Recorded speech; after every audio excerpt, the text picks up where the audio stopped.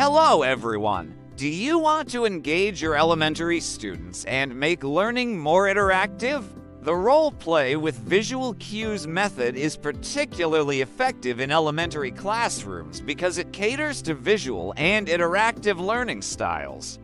In this method, students learn and practice their lines while wearing costumes and using props, which helps them to embody the characters they are portraying. This not only makes the activity more fun and engaging, but also helps students to develop empathy and perspective-taking skills as they see things from the character's point of view. Here is an example of how the role play with visual cues method can be used in an elementary classroom. Let's say the teacher wants to help her students understand the concept of fractions. She could start by reading a storybook about fractions, such as The Very Hungry Caterpillar by Eric Carle. The book uses vivid illustrations and a simple story to introduce fractions to young readers. After reading the book, the teacher can ask the students to draw pictures of their favorite parts of the story. This activity helps to activate the students' prior knowledge and interest and also helps them to visualize the concept of fractions. Next, the teacher can introduce new vocabulary words related to fractions, such as numerator, denominator, and equivalent fractions. The teacher can use colorful flashcards or other visual aids to help students remember the definitions of these words. To make the activity more interactive, the teacher can ask students to come to the front of the class and act out the different parts of a fraction, such as the numerator and denominator. After the vocabulary lesson, the teacher can lead the class in a role-play activity. Students can be assigned different roles such as the caterpillar, different foods that the caterpillar ate, and the people who interacted with the caterpillar. Each student will have a script to follow, but they should also be encouraged to add their own dialogue and actions.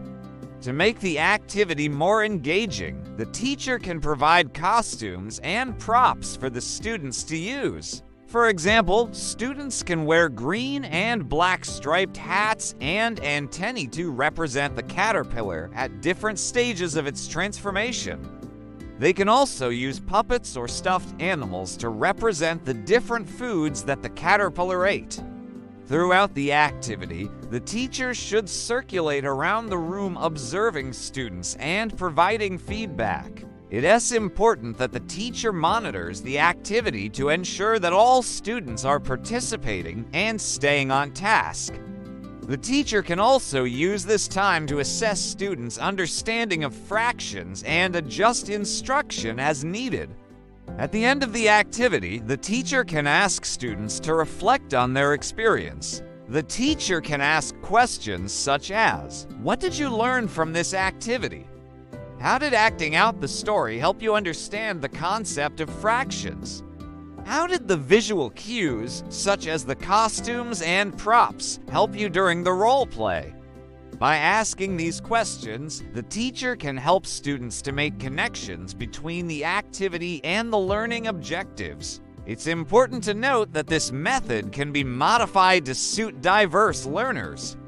For example, students who need additional support may benefit from having a partner to help them with their lines or a visual schedule to help them keep track of the activity.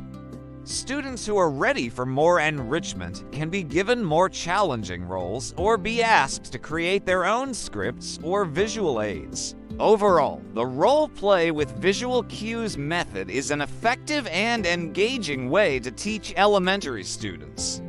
By using costumes, props, and other visual aids, teachers can help students to learn and practice their lines while embodying the characters they are portraying. This not only makes the learning process more fun and interactive, but also helps students to develop empathy and perspective-taking skills.